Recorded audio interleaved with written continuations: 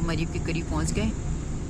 Road सारी अच्छी हैं, लेकिन ये है कि आपके टायर वगैरह बहुत अच्छे होने चाहिए और एक क्या दो एक्स्ट्रा टायर भी होने चाहिए, और एक ही भी हो तो वैसे काफ़ी है।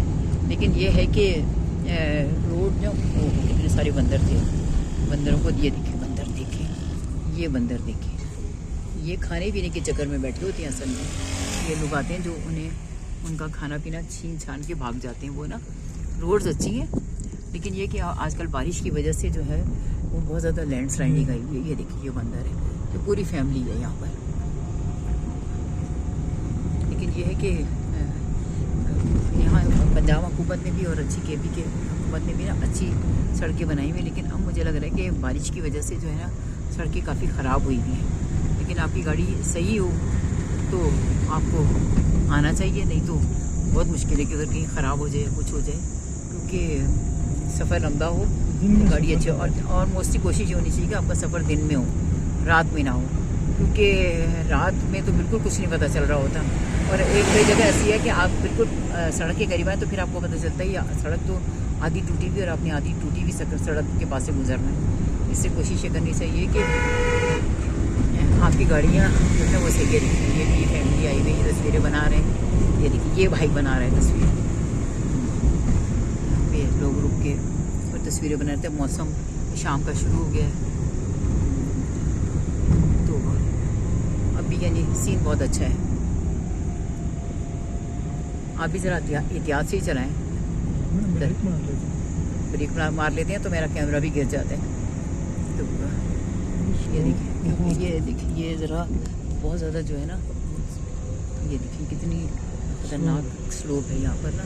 यहाँ से मुड़ना भी जो है ना वो ज़रा मुश्किल हो जाता है, चढ़ने वाले को ज़्यादा हाँ रास्ता देना। ये देखिए क्योंकि अब ज़रा जो है ना वो उतराई है तो उसमें गाड़ी की स्पीड वैसे ही तेज़ हो जाती है। ये देखिए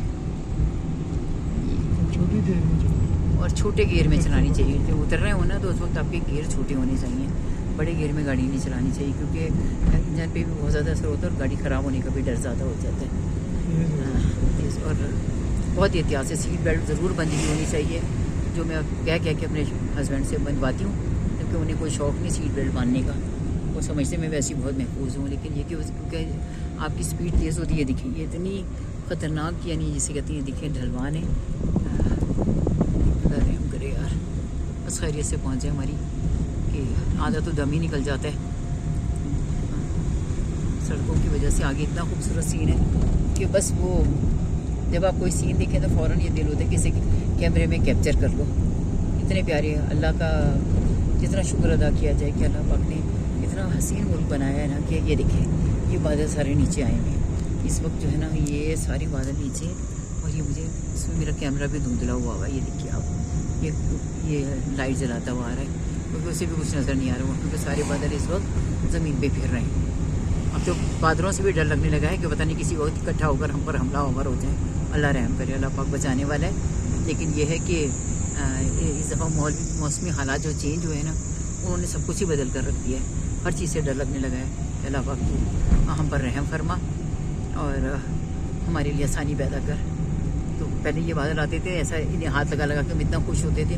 अब तो ये डर लग रहा होता है कि कहीं ये ना हो कि ये क्या तुम खुश हो रहे हो, मैं तुम्हें बताता हूँ, और फट फुट के चले जाए। ये देखिए यहाँ पे ये कितनी स्लोप है ये, ओह माय गॉड। लेकिन चले बहरहाल गुजर ही गया ये सफ़र में, इंशाअल्लाह ताला और भी गुजर जाएगा। तो हालांकि गाड़ी चल रही है, मैं पैदल नहीं चल रही हूँ, लेकिन मुझे फील हो रहा है जैसे मैं पैदल चल रही हूँ और मेरी सांस भी फूली हुई है। हम मेरा ख्याल है मरी के करीब पहुँच गए।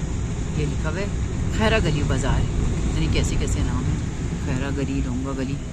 लेकिन ये देखिए खैरा गली को भी देख ही लें आप। ये देखें ये खैरा गली है, वहाँ सीख कबाब बन रहे हैं। वैसे मैं अभी सीख कबाब खा कर रही हूँ, टिक्के बन रहे हैं।